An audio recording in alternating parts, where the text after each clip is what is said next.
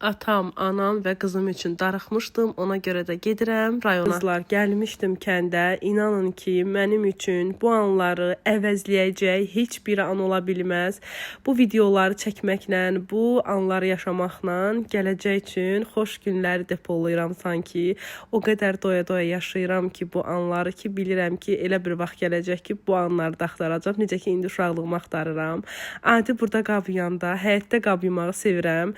Düzdür, əvvəllər şəraitimiz bu qədər yaxşı değildi, amma biz uşaq vaxtı olanda qabları aşağıda yuyurduq. Yuxarıda qab yumaq üçün heç bir şəraitimiz yox idi.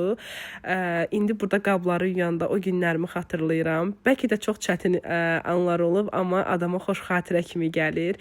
Ümumiyyətlə uşaqlığımız, uşaqlıqda yaşadığımız anlar. İndi çalışıram ki, qızım da o anları yaşasın. İndi qızıma deyirəm ki, sən artıq böyüyəndə belə babanın, nənənin yanında qalmağın sənin üçün gələcəkdə o qədər xoş xatirə olaraq beynində, yaddaşında qalacaq ki, hər zaman hər kəsə, bütün qızlara belə ata evinə rahatlıqla gəlməyi, xoş anlar yaşamağı nəsib eləsin. Allah bütün valideynlərimizin canını sağ eləsin. Mən gələndən sonra nənəm, bibim falan hamı bizdəydi, gördüm evdədilər. Elə nənəm də biraz qaldı bizdə. Yemək yedik, qabları falan yudum. Ondan sonra həyəti yığışdırıram, süpürürəm. Düzdür, tez-tez bunu eləyirik. Hər yemək yerindən sonra istərsəməz həyət biraz dağılır deyə təmizləyirik. Mamamla qeybətləşirik. Ondan sonra Mələklə vaxt keçirirəm. Çünki Mələk babasının yanında qalır. Bir çox qızlar soruşur ki, Mələk hardadır?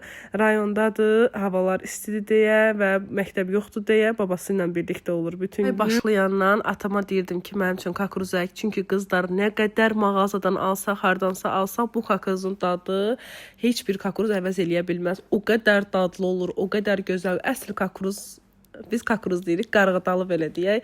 Bax budur, özdə belə bişiririk biz kakruzu, yəni qarğıdalını, qabığı azca qalır üstündə. Çox asan bişir, tez bişir və dadlı olur. Kakruzu yeyirik, daha sonra papam da evdə yox idi, gəlir, axşam yeməyini hazırlayırıq. Axşam yeməyimizdə mama 3 bacı bişirmişdi, 3 bacı dolmasından yeyirik. Axşam yeməyindən sonra əslində qonaqlarımız falan gəlir, mən o yeri çəkməmişəm və gecə həyəti yuyuruq. Bu günümüz belə bitir. Gözləyək görə ikinci günümüzdə nələr olacaq.